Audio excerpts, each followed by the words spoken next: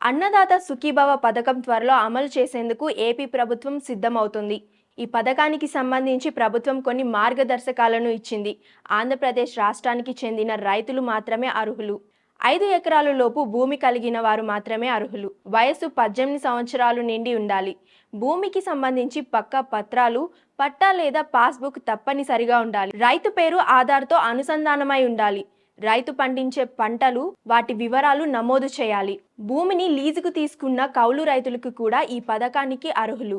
అయితే తప్పనిసరిగా కౌలు రైతులు ధృవీకరణ పత్రం ఉండాలి.